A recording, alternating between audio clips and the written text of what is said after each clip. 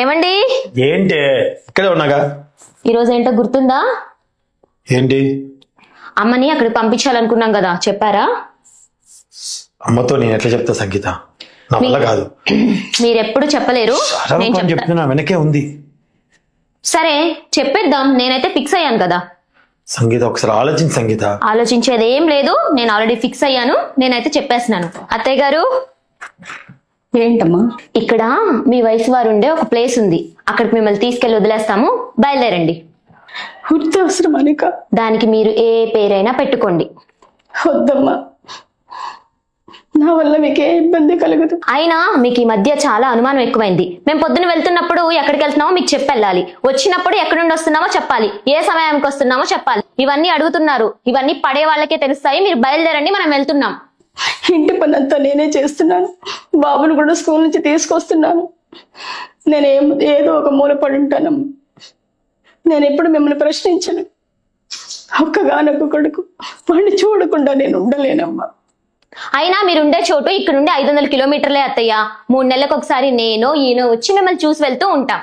అన్ని రోజులు వాడిని చూడకుండా ఉండలే. నేను చెప్తున్నాను కదా అత్తయ్య, పదండి. కానీ నువ్వేనా చెప్పురా.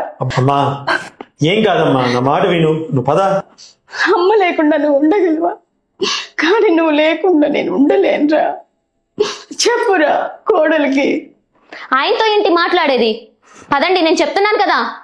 నీకు దండం పెడతాను, కాళ్ళు పట్టుకుంటా. అత్తయ్య ఏంటి, ఏం చేస్తున్నారు అర్థమవుతుందా? మీరు పదండి, రండి.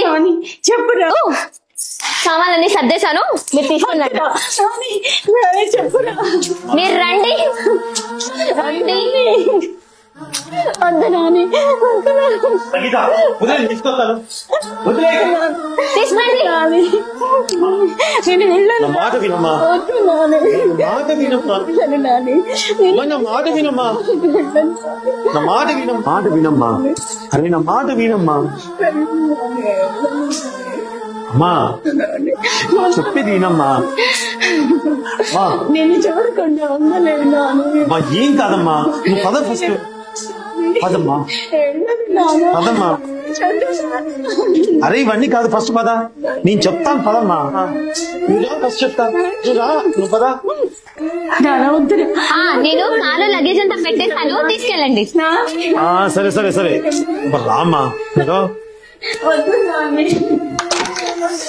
అమ్మా వెళ్ళిపోయారు.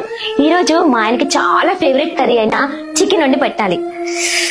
త్వరగా వచ్చేస్తే బాగుండు. వచ్చేసారా? రండి రండి. ఏంటండి డల్ గా ఉన్నారు? మీరు ఇలా డల్ గా ఉంటారని మీకోసం ఫేవరెట్ అని చికెన్ కర్రీ చేశాను, తిందామా? మనం ఇద్దరే కలిసి తింటే బోరుగా ఉంటుంది. 3వ వ్యక్తిని కూడా తీసుకుని వచ్చాను, చూడు. ఇంకో వ్యక్త? ఎవరండి?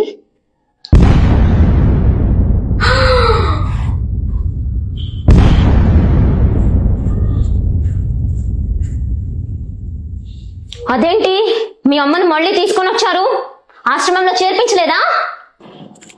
అదేంటి వృద్ధాశ్రమంలో చేర్పించమంది మా అమ్మనా? మీ అమ్మని అనుకొని మీ అన్నయ్యకి చెప్పి మీ అమ్మని చేర్పించి వస్తున్నావే. వస్తూ వస్తూ మా అమ్మ నేను మంచి హోటల్లో బిర్యానీ కూడా తినొస్తున్నాం. ఇప్పుడైతే చికెన్ ఉండానన్నావు కదా, ఆ చికెన్ నువ్వే తినేసే, సరేనా? అయినా మా అమ్మని వృద్ధాశ్రమంలో జాయిన్ చేయించడానికి మీకు ఎలా మనసు ఒప్పిందండి? నోర్మై, మీ అమ్మ ఏమైనా ఆకాశం నుంచి ఊడిపడిందా? మా అమ్మ ఏమైనా బూడిద నుంచి వచ్చిందా? మీ అమ్మ చెప్తేమో నీతులు, మా అమ్మ అడిగితేనేమో అనుమానాలా? చదువుకుంటే సరిపోదు, సంస్కారం అంటూ ఉండాలి.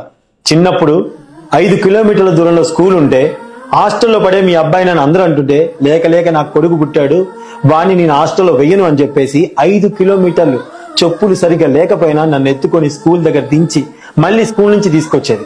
చిన్నతనంలోనే మా నాన్న ఎక్కడికో మమ్మల్ని వదిలిపెట్టి వెళ్ళిపోతే కష్టపడి నన్ను ఇంత వాణి చేసింది మా అమ్మ. అటువంటి మా అమ్మని వృద్ధాశ్రమంలో చేర్పించాలా? అది నీలాంటి వాళ్ళు చెప్పారని. అలా చేస్తే మా అమ్మ నన్ను పెంచిన విధానంలో తేడా అనుకుంటారు. అర్థమవుతుందా?